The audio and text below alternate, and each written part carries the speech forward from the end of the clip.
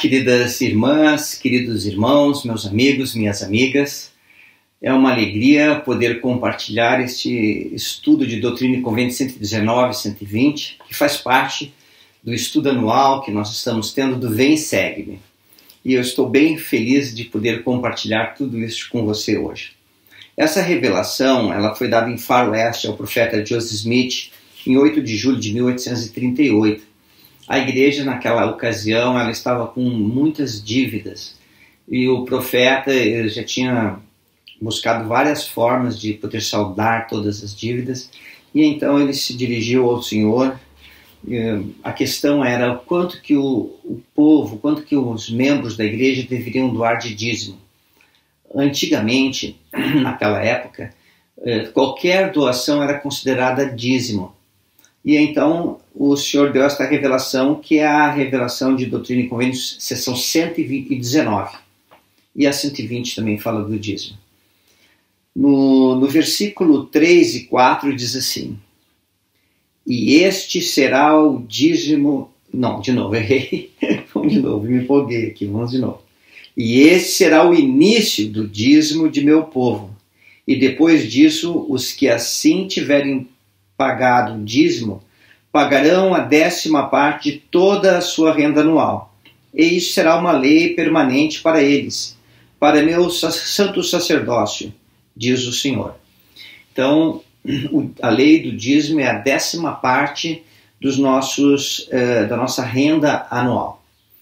Eu tenho aqui algumas citações sobre o dízimo. Por exemplo, o elder David A. Bednar, membro do Quórum dos 12 Apóstolos, ele disse o seguinte, abre aspas: o pagamento honesto do dízimo é muito mais do que um dever. É um passo importante no processo de santificação pessoal, fechar aspas. O presidente Joseph F. Smith disse, abre aspas, por meio desse princípio, o dízimo, será posta à prova a lealdade do povo desta igreja. Através desse princípio serão conhecidos aqueles cujos corações estão decididos a fazer a vontade de Deus e guardar seus mandamentos. Por meio dele será conhecido se somos fiéis ou não. Fechar aspas. O elder Melvin J. Ballard, um apóstolo do Senhor já falecido, disse o seguinte: nenhum homem pode esperar receber sua herança no reino celestial se falhar em pagar o dízimo. E este é um dos requisitos essenciais. Fechar aspas. O elder LeGrand Richards disse o seguinte: eu quero dizer-vos, meus irmãos e irmãs, que necessitamos dos dízimos dos santos para que o reino possa ir avante, pois ele será edificado tão rapidamente quanto a fé dos santos conseguir edificá-lo, sendo retardado quando há falta de fé. Fechar aspas. O presidente Hinckley, tenho 3 citações do presidente Hinckley aqui. Na primeira diz assim, abre aspas, não podemos pagar nosso dízimo. Não, desculpa, ele é errado. Vamos de novo. Abre aspas, nós podemos pagar nosso dízimo. Não se trata tanto de uma questão de dinheiro como de fé. Fechar aspas. A outra citação, abre aspas. Espero que vocês estejam pagando o dízimo, meus irmãos santos dos últimos dias. A igreja atualmente pode se manter sem seu dízimo, mas você não pode ser bem-sucedido sem as bênçãos do Senhor. Fechar aspas. A terceira citação do presidente Hinckley, abre aspas. Não acredito que teremos um converso firme na igreja até que pague o dízimo. O cumprimento dessa lei será o teste de seu amor pela obra e de sua lealdade a ela. Acredito que, de algum modo, precisamos colocar isso no coração, que o dízimo é uma oportunidade e uma bênção, e não algo facultativo que desconsideramos com impunidade. Fechar aspas. O presidente Faust, James Esdras Faust, disse o seguinte, abre aspas, a lei do dízimo é simples. Pagamos a 10ª parte de nossa renda anual. A primeira presidência interpreta isto como os nossos rendimentos. Decidir o que vem a ser esses 10% de nossa renda individual é uma questão entre cada um de nós e o Criador. Não há regras minuciosas. Eu gostaria de compartilhar com você. Eu me batizei na igreja em 19 de novembro de 1977. E desde então tenho sido um dizimista, sempre. E é uma bênção podermos pagar o dízimo, sentir que estamos em dia com o Senhor. Tem tantos mandamentos que são tão mais difíceis, como, por exemplo, amar o próximo. Mas o dízimo é uma lei bem mais simples. E quando o fazemos, devemos fazer com os olhos fitos na glória de Deus. E simplesmente devolver o que o Senhor está nos pedindo. Ele nos dá 100%, nós devolvemos 10%. Em Doutrina e Convênio 120, essa revelação ela nos ensina como deve ser administrado e por quem o dízimo. Diz assim: em verdade, assim diz o Senhor, chegado é o tempo em que sua distribuição será feita por um conselho composto da primeira presidência de minha igreja e do bispo e seu conselho, e de meu sumo conselho, e por minha própria voz. Então, a primeira presidência são o quórum da primeira presidência, 3 apóstolos.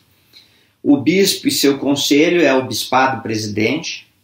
E o meu sumo conselho, referindo-se ao conselho, o quórum dos 12 apóstolos. Esses são os quórums que administram os dízimos da igreja.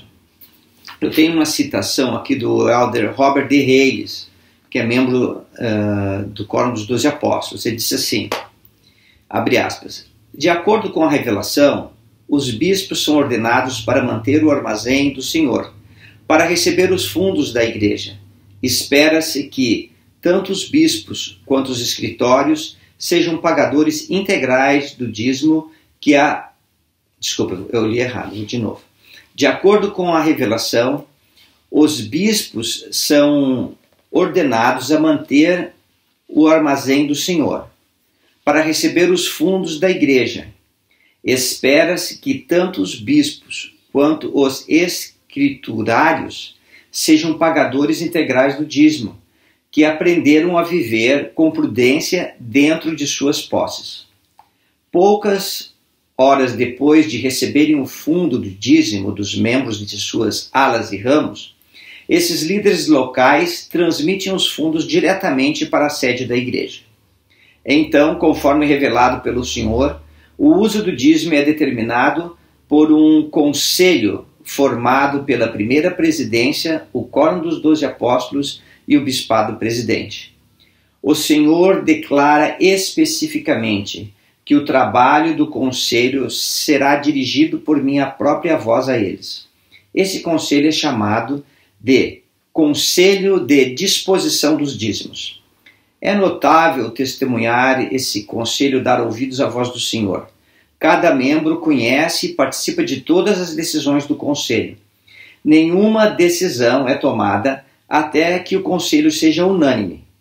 Todos os fundos dos dízimos são pagos para os propósitos da igreja, incluindo o bem-estar, cuidar dos pobres e necessitados, templos, edifícios e manutenção das capelas, educação, currículo, em suma, a obra do Senhor. Os membros da igreja e outras pessoas em todo o mundo, aos membros da igreja e outras pessoas em todo o mundo, presto meu testemunho do Conselho de Disposição dos Dízimos. Faz 17 anos que estou neste conselho, como bispo-presidente da igreja e agora como membro do Quórum dos 12 Apóstolos. Sem exceção, os fundos do dízimo desta igreja têm sido usados para seus propósitos. Fim da citação. Está na Liahona de novembro de 2002, página 28. É maravilhoso nós vermos como o Senhor administra os dízimos, que são sagrados. A oferta da viúva. Existem membros que são abastados, muito ricos. Eles pagam 10%. E existem membros que têm poucas posses, eles também pagam 10%. O dízimo é 10%, não é 11 nem 9. 10% de nosso rendimento anual. Eu presto meu testemunho que o dízimo é sagrado e ele é administrado pela primeira presidência, pelo Quórum dos 12 e pelo Bispado Presidente. Só para você ter uma ideia de como o dízimo é administrado, cada capela que existe da igreja, são milhares de capelas no mundo todo, quando agendado para ser comprado um terreno e depois agendado para construir uma capela, já é separado o dinheiro que é o suficiente para fazer toda aquela obra. E ao término da obra, tudo está quitado. E então ela é dedicada ao Senhor. Cada capela em cada lugar do mundo, assim como os mais de 260 templos e outras propriedades da igreja. A igreja ela funciona como uma família, assim que a igreja nos orienta que devemos agir. Ter prudência no uso de nossos recursos. Sermos autossuficientes, trabalharmos e provermos o nosso sustento. Viver dentro de um orçamento. Economizar uma parte para que possamos ter reservas para ocasiões futuras. E viver em paz nesta terra. Assim que a igreja age, irmãos. A igreja tem um orçamento, a igreja vive dentro desse orçamento e tem uma reserva. Claro que a reserva para a igreja é uma igreja mundial, com milhares e milhares de capelas em todo o mundo, templos e tudo mais. A reserva da igreja é muito maior que uma reserva pessoal que nós temos, para poder, por um certo tempo, administrar todas as propriedades sem ter problemas. A igreja ela usa homens muito sábios para administrar com sabedoria esses recursos que são sagrados. Todos nós, a primeira presidência, o Quórum dos 12, o Bispado Presidente e nós, membros da igreja, consideramos o dízimo sagrado. Para você ter um testemunho do dízimo, só existe uma forma, querida irmã, querido irmão. Pague o seu dízimo honestamente, mês após mês, durante toda a sua vida. E você terá um testemunho tão forte do dízimo, de que esta é a lei do Senhor. É prazeroso pagar o dízimo. É prazeroso fazer parte da edificação do reino de Deus na terra. E este é o meu testemunho que eu deixo com você. Cuide da sua família como a igreja cuida de todos nós. Tenha um orçamento, pague seu dízimo, é parte integrante, a primeira parte desse orçamento.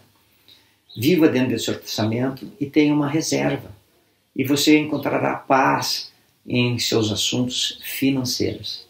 Eu deixo esta mensagem em nome de Jesus Cristo. Amém.